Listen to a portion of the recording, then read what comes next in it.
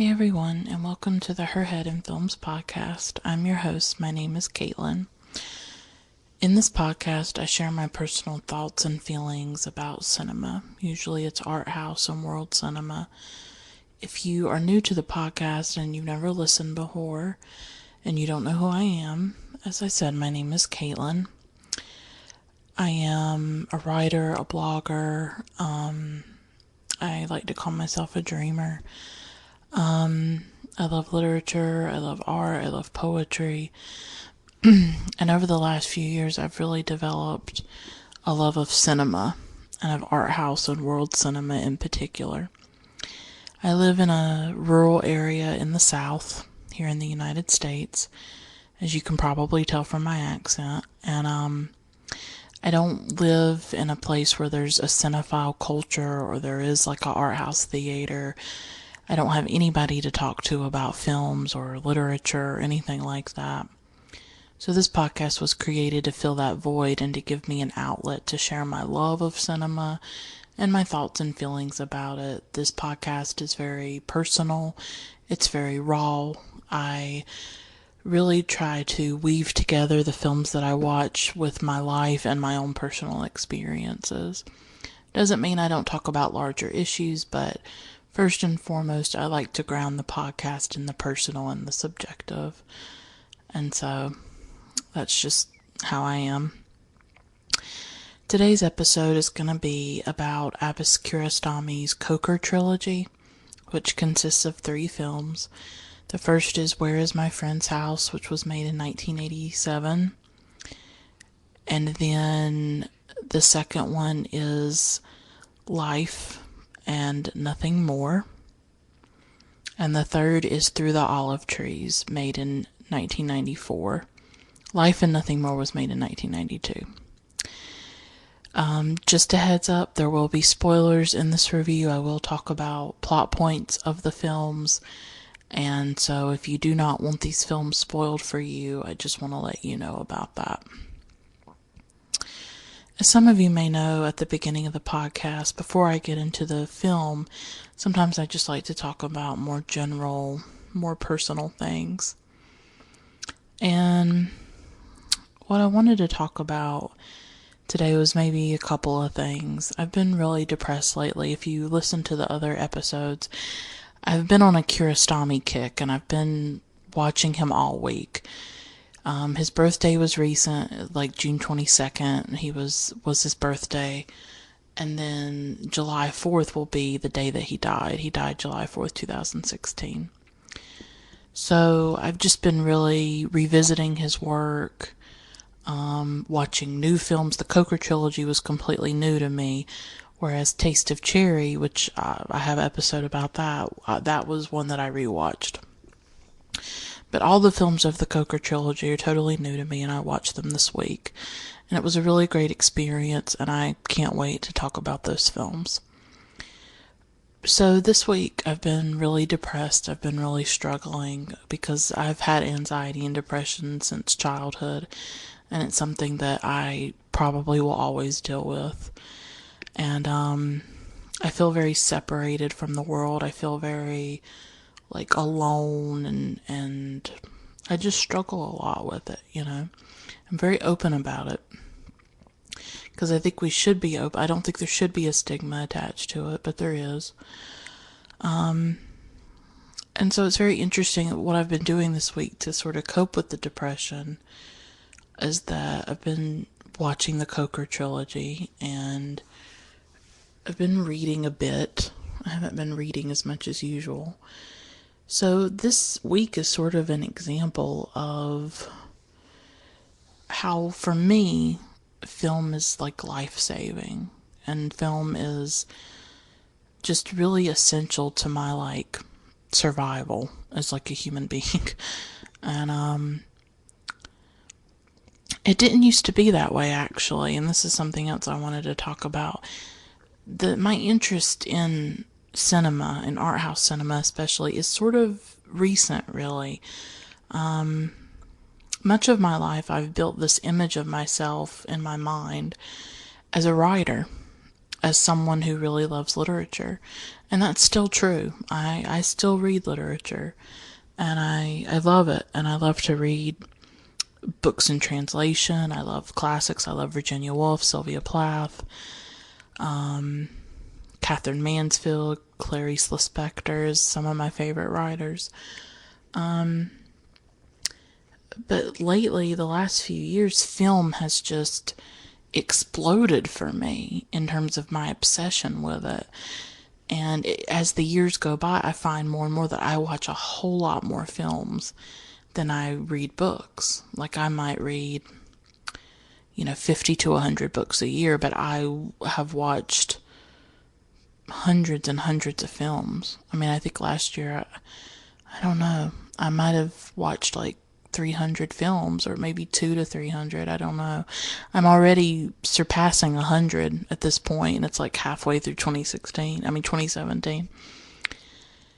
But it's just, I was thinking about how I really created this sense of myself that was really connected to writing, and that was really connected to literature. And how in the last few years, and especially this year, I feel like maybe that's taken a back seat. Like, I have a book podcast, and I haven't done an episode in like months at this point. I have focused so much on the film podcast because I guess cinema it's become so front and center for me. As some of you might know, my art house cinema really started, my obsession with it started in like 2011. I watched Chris Marker's La Jetée, and then I saw Krzysztof Kieślowski's The Double Life of Veronique, and I saw Michelangelo Antonioni's La Ventura, and those were really important films for me in developing my passion for art house cinema. And then just this year, I discovered Satyajit Ray and Potter Panchali and the Koker Trilogy, which I really fell in love with. So what's really happened the last few years is that I feel like I've discovered like this whole other part of my identity, or this part of me has just recently emerged, and I'm really trying to reorient myself around it because it's just become such a central part of my life, and I'm not sure what to make of it. Like, I went to college. I graduated in 2014. I went to a university, and I majored in literature. I majored in English. I never even thought of majoring in film or doing anything with film. And I was all about literature and books, and I was just always about the written word. And so it's just so strange to me in a way that I've discovered this passion because film is very visual. And I wonder sometimes if it I don't think it's I don't know if it's a coincidence that it coincided with me becoming more interested in the internet. Because I'm 27, and much of my life I didn't have a computer. I didn't have a computer until probably 2010, when I was about 21 years old. That was probably the first time I had my own laptop, and I had consistent access to the internet, where I could go on Tumblr, and I could go on different websites, and I could... Up until that point, I hadn't had that. I was not engaged with the internet in any way, except for school, except for doing projects or writing papers or doing research. And I feel like it made me much more visual because the internet is so visual. Although I do a lot of reading online. I certainly read a lot of essays and articles. But there's Pinterest and Twitter and Instagram, and it's a visual environment, I think. And I just wonder if that could be part of the trigger of why I became so interested in film.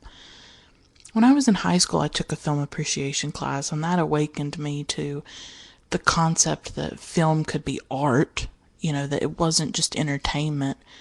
But it really wasn't until I got online, got on the internet, met other cinephiles, got some recommendations from people, and got really interested in cinema. So, I had watched foreign films up to that point. I had seen, like, The Lives of Others. I had seen Pan's Labyrinth, La Vie en Rose. I was definitely interested in foreign films and world cinema and art house cinema, but it wasn't like this consuming thing until 2011, I would say. And then I think it's ramped up even more recently. And as I said, it's a personal thing. It like, when I was watching the Apu trilogy, I was deeply moved by that. And I have an episode about it where I like cry. When I say this podcast is personal and raw, I mean it's personal and raw. I mean, I am afraid to go there in a way. It's very scary to be so vulnerable. But at the same time, I think that if I'm really going to connect with other people, then I do have to open myself up in some way. And I have to be honest about how I feel about these films and the effect that they have on me. And I always want to be honest about that. I really do. Well, that's me just rambling, but I guess I'm just working through this of like, I consider myself a writer. I consider myself very connected to language, to writing. This is something that's a huge part of me. Since I was maybe 10 or 11 years old, I've written in a journal. I've written a lot. I write online. Not as much as I used to. But now there's just been this whole shift in my identity where I'm like, God, I kind of wish when I was in college maybe I'd done something with film, or, I mean, not that that would even be possible for me. Like, I live in a rural area. Like, there's nothing to do with English here or literature. My degree is basically useless unless I was to become a teacher, which is not going to happen because I have a lot of anxiety issues. But it's just so strange to have this idea of yourself for so long that, oh, you're the writer, you're the literature girl, you love books, you're a bookworm. And then all of a sudden there's this other part of you that you had never explored, you had never been aware of, really. And then all of a sudden this other part of you emerges, and it starts to get stronger and stronger and more overpowering. And I don't know, I feel a bit destabilized by it because I don't know what to do with it. Like, I can't start an art house theater. I can't make films. I'm not a director. What am I going to do with this? Like, it's there. It's this passion, but I don't know what to do with it. So I guess that's part of why I started the podcast, because I felt like, well, what am I going to do with this? Why don't I talk about it? Why don't I talk about film? So that's where it came from, I think, partly. But let's get to the Koker Trilogy. It's named Koker because that's where these 3 films take place, is Koker, which is a village in northern Iran. So the first film is called Where is My Friend's House? I'm going with Where is My Friend's House. It has several titles, but that's what the Criterion Collection goes by, and that's what I watched. That's the version of the film that I watched. Just looking at something.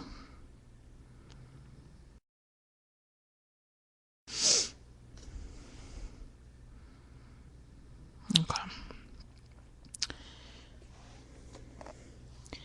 So this was made in 1987 by Iranian director Abbas Kiarostami. It's set in Koker, a village in northern Iran.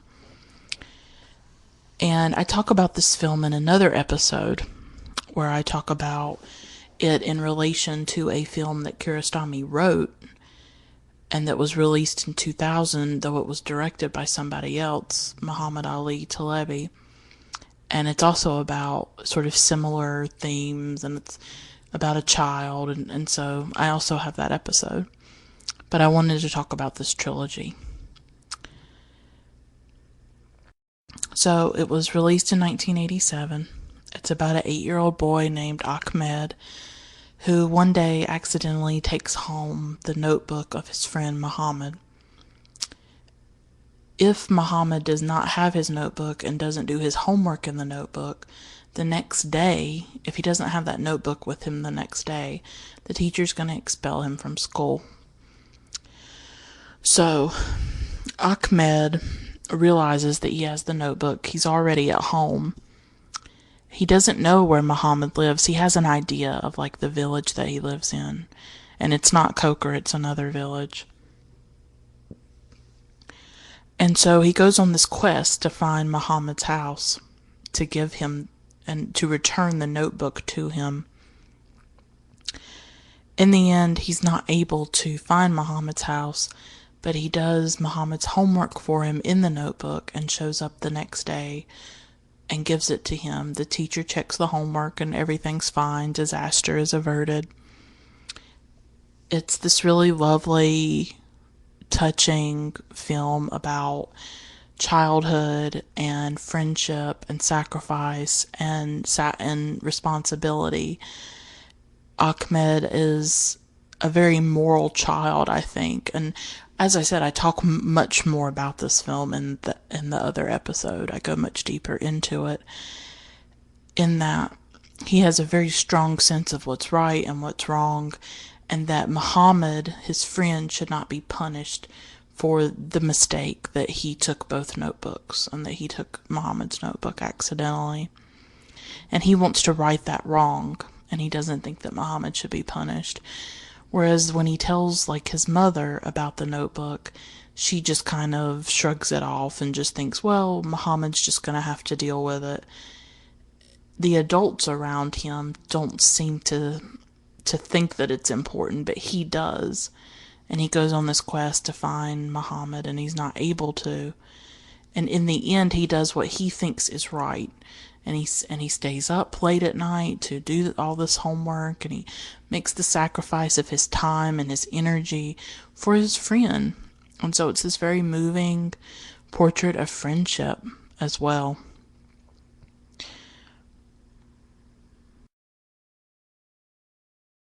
And so I really liked that. Sort of a sense of selflessness and I think that Kiarostami has this ability to really portray children in a very authentic way. And some of the hallmarks of his cinema is that he likes to use amateur actors. He doesn't necessarily always use trained actors. And the little boy that played Ahmed was untrained. He was an amateur actor. He was just a young boy that they found, an 8-year-old boy that they found to play the part. But he's so dynamic on screen, I think, and he has these cute little freckles, and he's just the most adorable child, I thought, but also very serious. He has like this very serious sort of adult way about him, I think. And something else the film shows is that these children in rural Iran, in rural villages, and I like that too, that it's set in a rural area, because I myself come from that kind of environment here in the U.S., and I think it's sort of an underrepresented thing in cinema, looking at rural villages and ways of life in the countryside.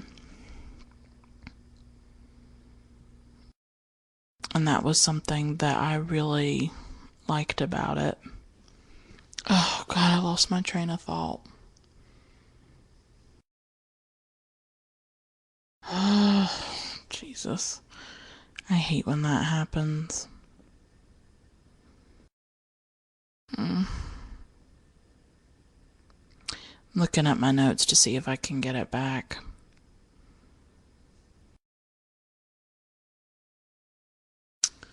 Oh. But, yeah, I can't. But like I said, it's about life in this world. Oh, I do know what I was going to say. Thank you. You see how the children are sort of conflicted. They want to go to school, they want to learn, but then they have these responsibilities and obligations to their families, to help their families economically or to help with their labor.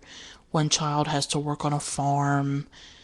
and Ahmed has to help his mom with his baby sibling, and so they're torn. You know, they want their education and they want their schooling, but at the same time, they have to help with the adults in their life. They have to do chores, and they're very conflicted about that, I think, and you can sort of feel the pressure that's on them.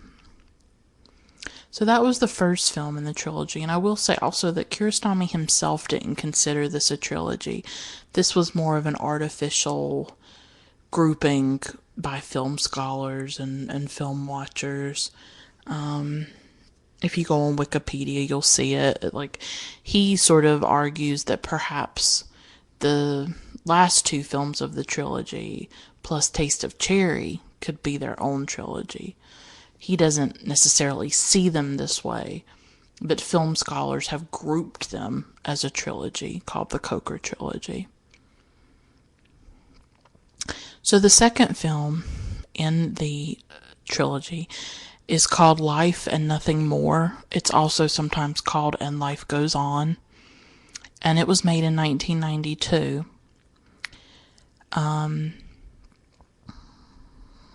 And this is almost like, this is where Kiarostami, I think, in the trilogy really starts to meld fiction and reality, which he's really known for, is blurring those lines between what's real and what's not. What's staged, what's artificial, and what's documentary. He did this in close-up as well. So, like, some of his films will seem like documentaries, but they're not, because parts of them are staged or acted. So you're never quite sure, well, what are you watching that's real and a documentary, and what are you watching that's filmed and staged? You don't always know when you're watching a Kiarostami film. He likes to just completely obliterate, I think, those divisions among genres. But this film, what happened is that at northern Iran, in the area where the Koker village was located, in 1990, 3 years after Where Is My Friend's House, there was a devastating earthquake that happened in that region.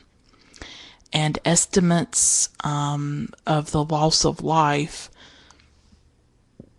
say that perhaps up to 50,000 people were killed. And that number is just horrific, honestly.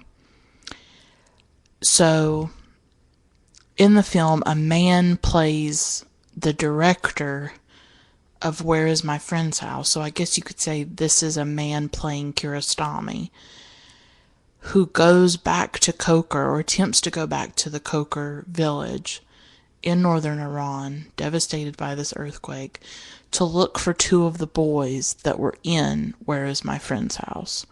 So he's looking for the little boy that played Ahmed, and he's looking for the little boy that played Muhammad. He wants to know if they have survived. He is accompanied on his trip by his own son, who is with him. So this is a sort of a docu-fiction. You have Kiarostami directing a film that's about Kiarostami, looking for the children from his previous film. Even as I say it, it sounds sort of convoluted, but it's not. It's this weaving of fiction and reality. And they're looking for those two boys. And what's shocking, I think, about this film is the footage of the region and how there is immense devastation. People's homes are completely obliterated. There's rubble everywhere. There's rubble blocking the roads, so the roads can be a bit treacherous.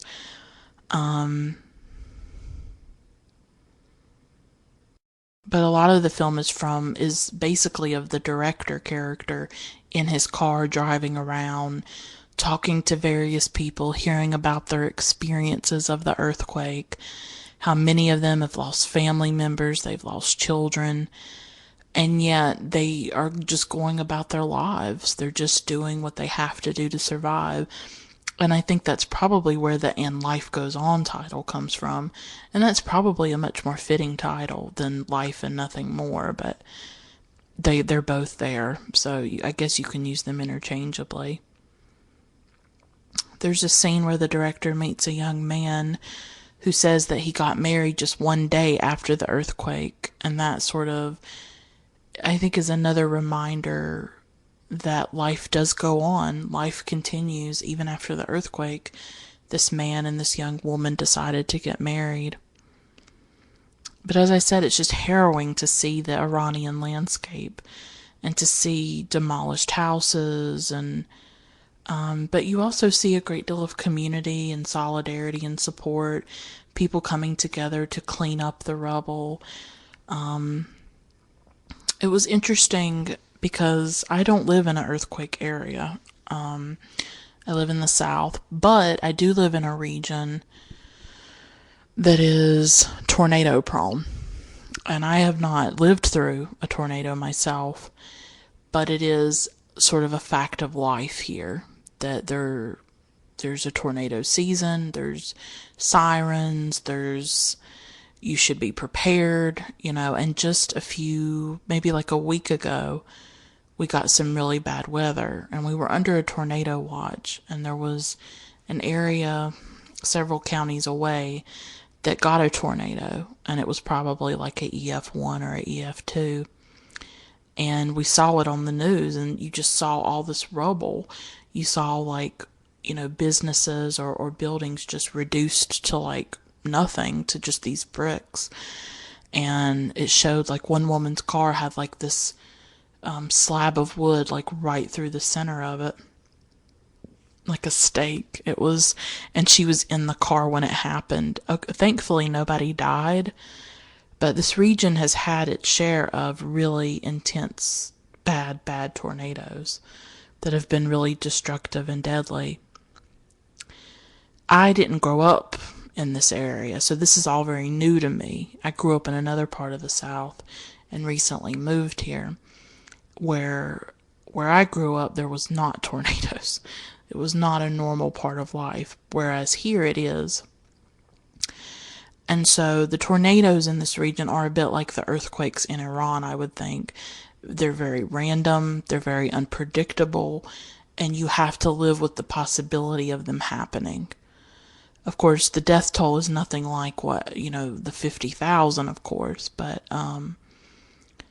it's just this fact of life that people live with, and yet it's such a terrifying thing. But what can you do? I mean, if this is where you live, then it's where you live. Not everybody has the means or the money to move or to do anything about it. So the director does find one of the boys from the film, not Ahmed or Muhammad, but just one of the little boys who had been in the class, and they're living in like this camp, and you see the boys' sisters are like washing something in a stream or maybe doing dishes or something, and it's very difficult for them to talk about the earthquake. They're not really able to talk about it. I thought a really moving part of the film was when like the people have found like this antenna so that they can either watch the World Cup or listen to it on the radio. And this watching of football is something that's really important to them. The World Cup is going on, and once again, it's this reminder that life goes on. I mean, yes, people have lost their loved ones, they've lost children, they've lost spouses, but they're still able to watch a game of soccer. I mean, we call it soccer here, but I know it's called football everywhere else. And it's so interesting about football around the world. It's something that almost every nation except the United States is just really, really into. And we just do not have that fervor for it at all. But it's really amazing to see how the game sort of brings people together. And I imagine this is like a moment of joy for them in sort of this hellscape that they're living in with the rubble and this makeshift camp. the man leaves his son at the camp for them to watch the soccer match, and he continues his journey to Koker. He's not even at Koker yet. This is like a different village.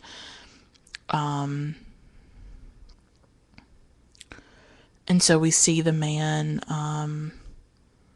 trying to get to Koker. And at one point, his car, he tries to go up a hill or something like that, and his car just slides back down. His car seems really old and really sort of falling apart. And then you think that he's just going to give up, But he is not going to give up, and he tries again, and he gets up that hill. And so there is this sense that his journey will continue, his search for the actor that played Ahmed and the actor that played Muhammad. He will continue to search for them. And you don't know. I mean, at that point, you don't know what's happened to them.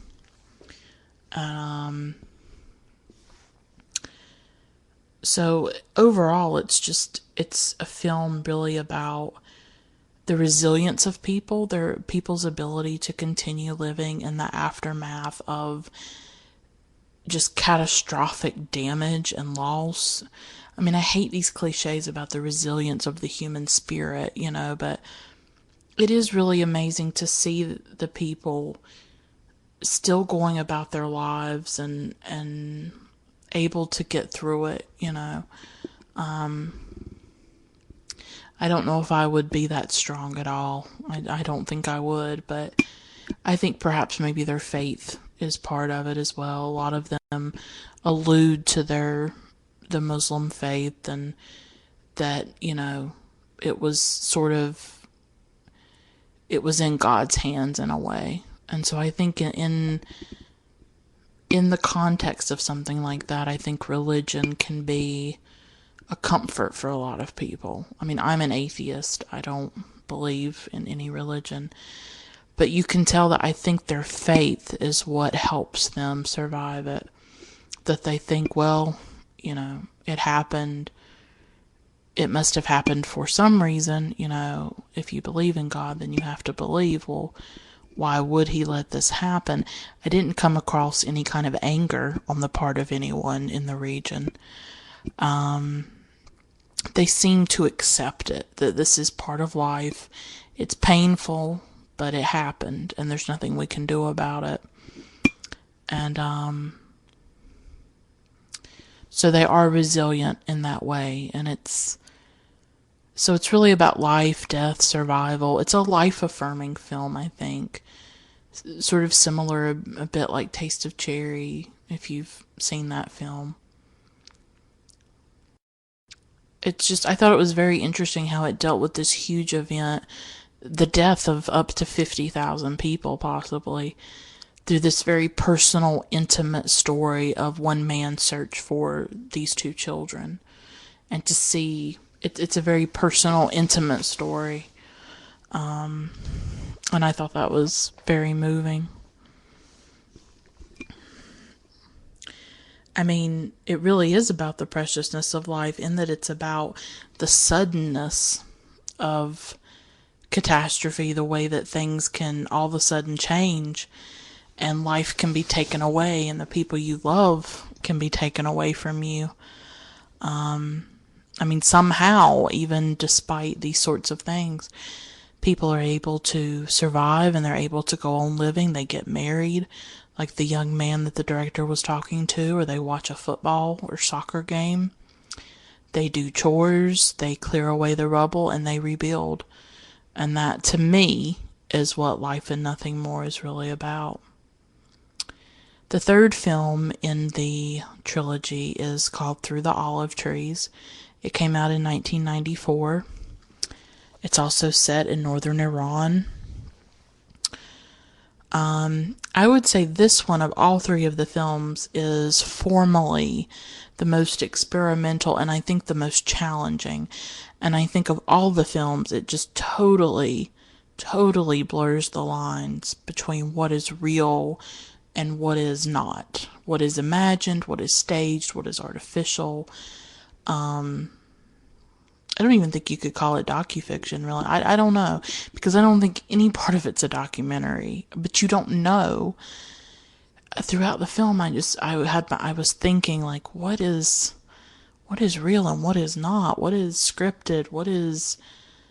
I didn't know. I honestly didn't know. I would describe it as a sort of fictional behind the scenes or a making of for Life and Nothing More, because it focuses on one particular scene from Life and Nothing More, which is when the director is talking to the young man who got married one day after the earthquake. So we have, this is where it gets complicated, because we have one actor playing a director,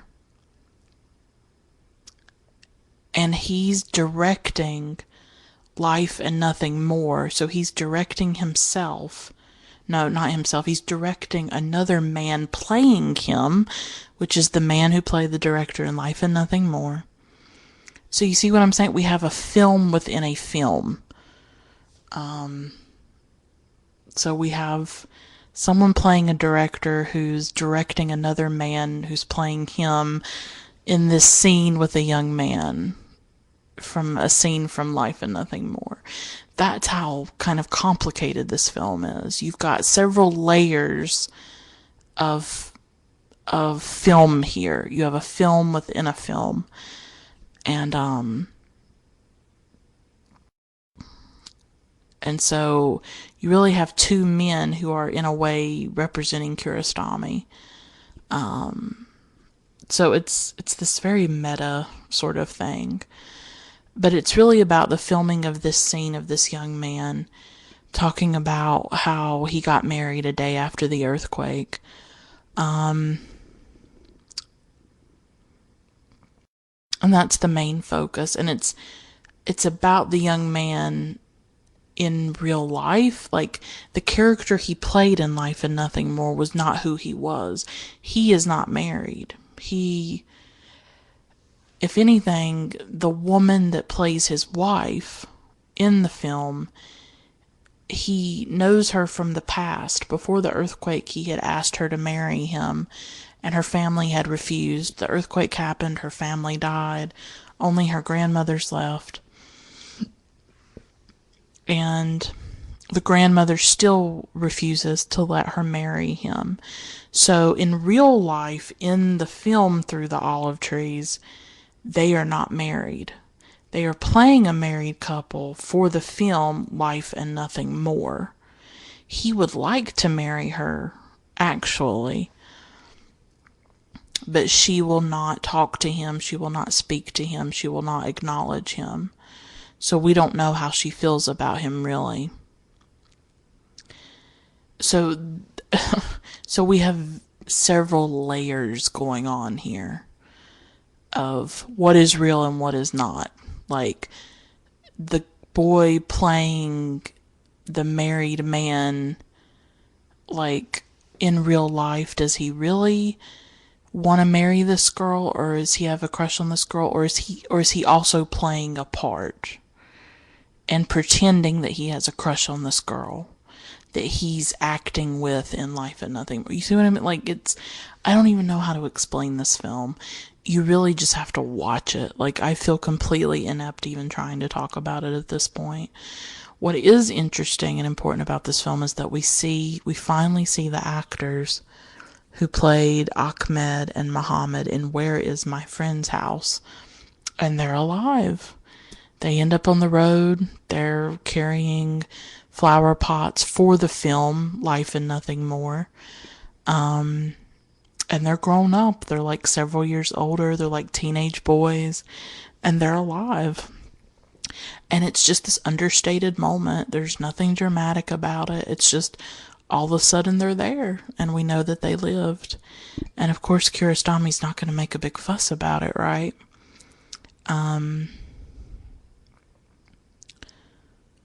So, like I said, this is, of all the films, this is really blurring what's real and what's not. You know, as I say, it's like a fictionalized behind the scenes making of Life and Nothing More. In order to understand Through the Olive Trees, you've got to see Life and Nothing More, because that's what it's about. It's about that scene where the director's talking to the young man and he says he got married.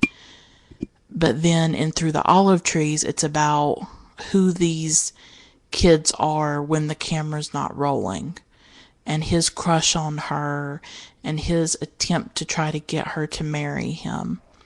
But at the same time, they're still playing a part. So they were acting in Life and Nothing More, and they're also acting in Through the Olive Trees. So we don't know what is real. We don't know what's documentary, what's acting, what's staged, what's not.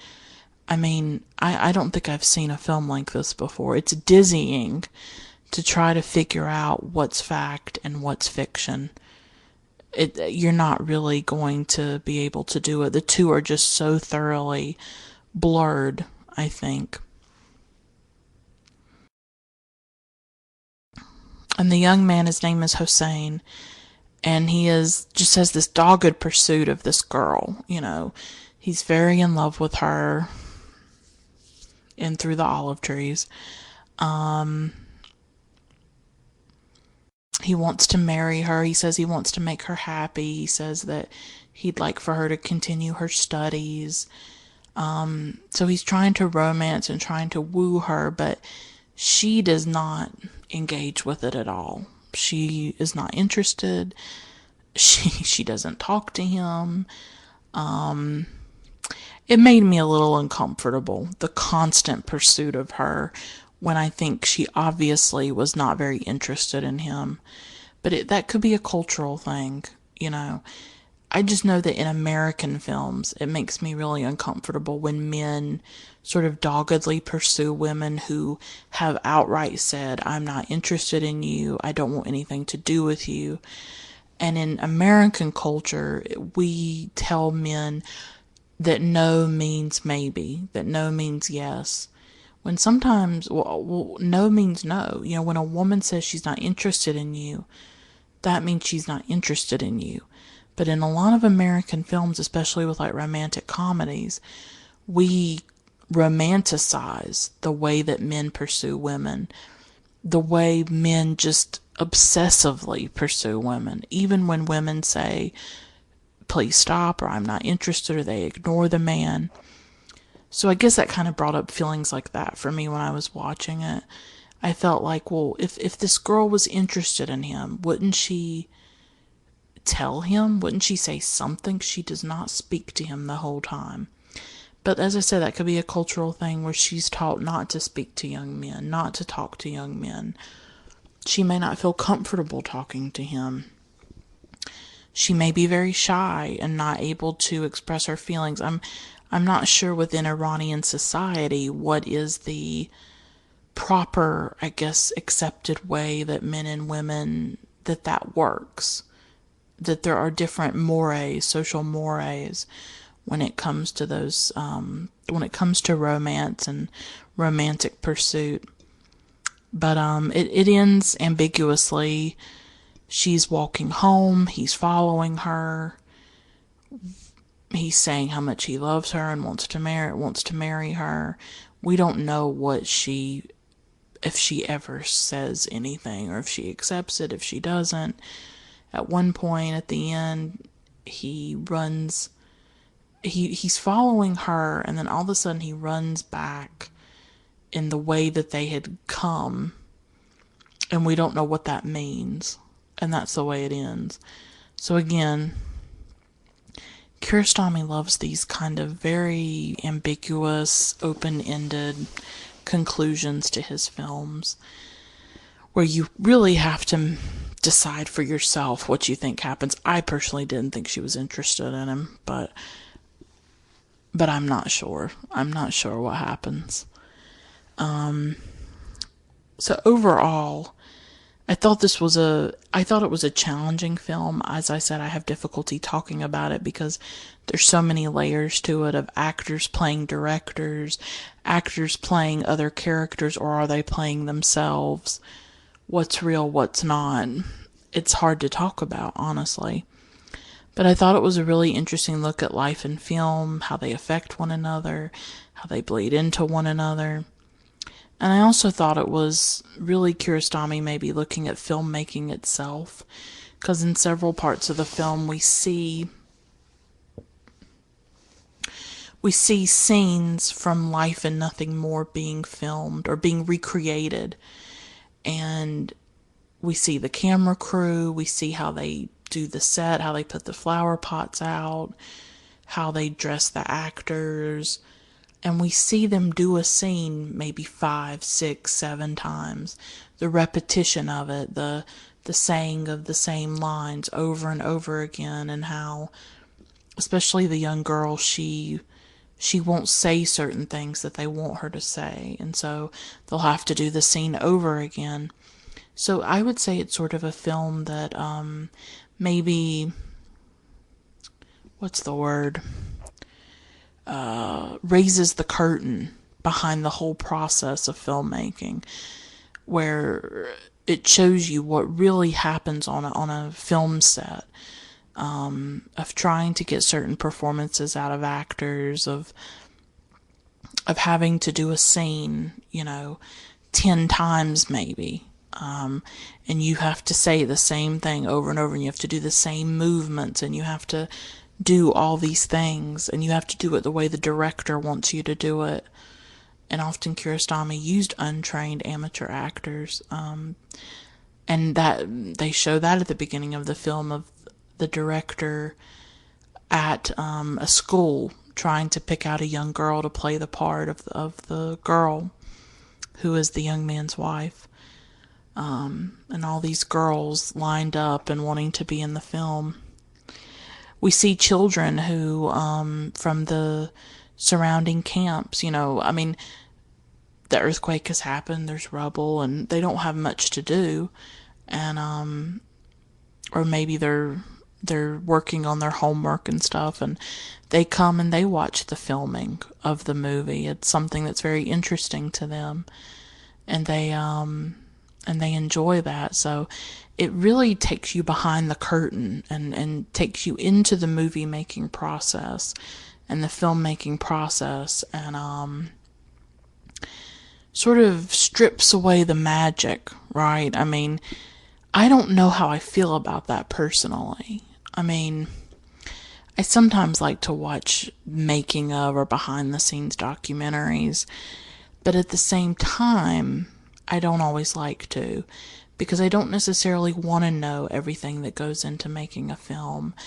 I don't necessarily want to see that, because I want to take the film as it is, and I want the magic of the film, and I don't necessarily want that magic to be destroyed or to be taken away. You know what I mean? So sometimes when you watch the behind the scenes or the making of documentaries, it can take away some of that magic and some of that that thing about art that's like lightning in a body. Well, lightning in a bottle. In a body too, like the lightning comes into your body when you're watching it. It's that something that you can't name and that you can't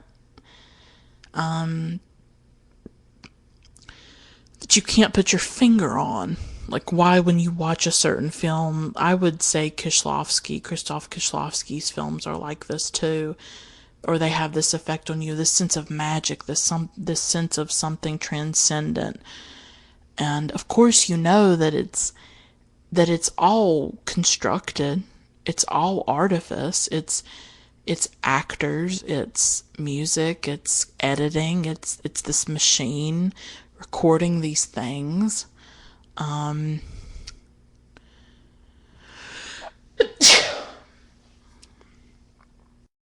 You know all of that consciously, that there is a person or many people behind the film making all these decisions that come together to create the film. But at the same time, there is this magical quality about it that you don't know how to describe or talk about.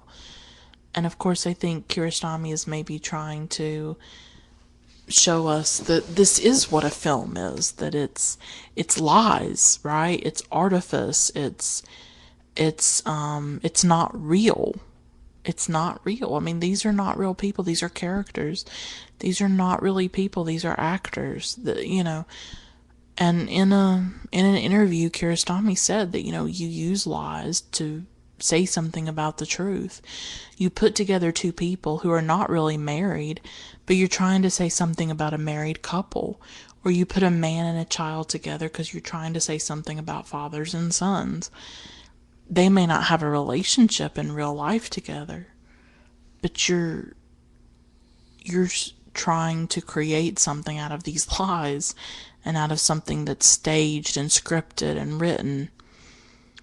And I think maybe that's always the struggle with art, is that, when you read a great book or you watch a great film, these are not real people, unless you're watching a documentary, I guess. But even then, there's editing. Even then, the director, whoever is controlling the narrative, these people are not real, but they feel real, and they make you feel things that are real, and they make you think about things. And that is sort of the function of a film, really, is to make us think, to make us feel, to make us reflect, maybe. But in this film, out of all of the trilogy, he's really pushing us to look at this. And he does the same thing in Taste of Cherry. At the end of Taste of Cherry, we see behind the scenes footage of the film being made. And that's how it ends. And so he's pushing us, I think, to look at filmmaking itself and telling us, this is a lie. This is just a story that I've made up. And I'm not sure if I'm the person to talk about it. It's because I struggle to articulate it, really, what that means exactly. I mean, we know films are not real. We know books are not real in terms of the characters and the people and the stories that exist, but they live in us. They affect us, even though they may not necessarily be real.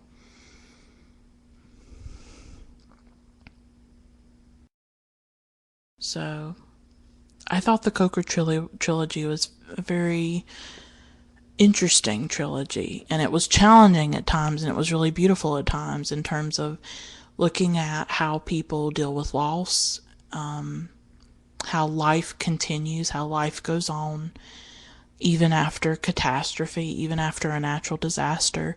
People still get married, people still have children, people still go on. Although there is a man, I think it's in this one, yeah, and he lost his wife in the earthquake, and they were married 50 years, and he says that he doesn't think it would be right, to remarry after losing her. So, but love continues, life continues, art continues. Maybe Kiarostami is using these films at times to work through his own interests, or to work through the earthquake in some way, to look at life, to look at loss, to look at death, to look at sort of the unpredictable nature of life and how precious it is, because it can be gone in a second, and everything can be lost in a second. And he makes something like this huge disaster very personal through these films, I think, and through zeroing in on these specific characters. I mean, obviously there's so much that could be said about this trilogy, and I'm sure someone with a background in Iranian cinema and Iranian culture would have a lot more to say in terms of the socio-political aspects of this trilogy and the cultural aspects of this trilogy, and maybe what Kiarostami is trying to say about Iranian society. I don't have that knowledge or that experience. And so I do realize that there are holes in my analysis, and I definitely want to read more about that and to learn more about it. But all I can do is try to give my feelings and thoughts and opinions about these films and about this trilogy. And I do hope that it conveys something, or that it is valuable in some way. I thought it was a really fascinating trilogy, and I think it will definitely stay with me, and that I will continue to think about these films and about what they're saying, especially something like Through the Olive Trees. I mean, I think Kiarostami was so innovative and so almost avant-garde in certain ways in terms of narrative and how he told a story and how he blended fact and fiction, and how you're always destabilized when you're watching some of his films. Think of Certified Copy. I've only watched it once. I need to watch it again, but it was so challenging for me. I really struggled with that film, and so I haven't revisited it. But his films can be that way, where you're sort of, there's this tension throughout this film, especially through the olive trees. What's real? What's not? How much of this is a film? How much of this is a documentary? Is any of it a documentary? There's so many layers there that you have to unpeel and unpack.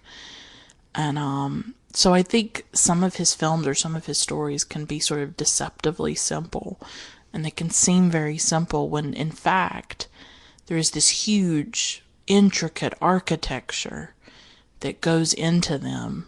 And I think that was why he was a giant of world cinema, and why his death and his absence is so deeply felt by a lot of people in cinema culture, in film studies. And so, yeah, definitely recommend this trilogy. Where Is My Friend's House is on Filmstruck. It's on the Criterion channel on Filmstruck.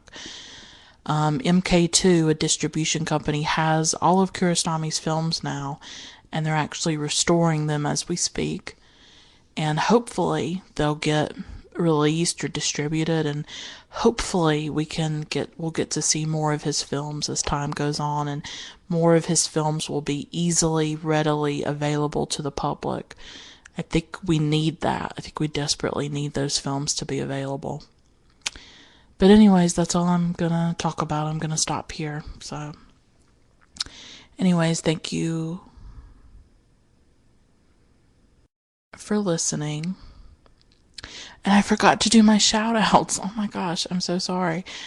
I forgot to mention at the beginning that I have a Patreon, and you can find it at patreon.com/herheadandfilms. I do have to pay to keep this podcast going, so that's just a way for you to financially sustain the podcast if you would like to. I have different levels that you can donate at, and you get different rewards. You get access to patron-only content on the site, and I have an extra podcast there where I do mini episodes that are about 10 to 15 minutes long. I have one level where you can vote on things that I talk about. I have another level where you can recommend a film and I'll review it. Another level where you get a postcard. So I've done my best to try to come up with good rewards for you. And one reward is that you get a shout out on the podcast. And I do apologize that I forgot to mention it at the beginning. So I would like to thank the patrons, Jesse, Michelle, and Carolyn. I really appreciate that you're supporting the podcast, that you see value in it. So thank you to Carolyn, Michelle, and Jesse. You're wonderful. And anyways, thank you everyone who listened to this episode, who listens to all the episodes. If you're a new listener, thanks. You're amazing. I hope that you'll listen to more episodes. And I hope that you enjoy what I have to say. So thanks for listening. Until next time, keep watching great films.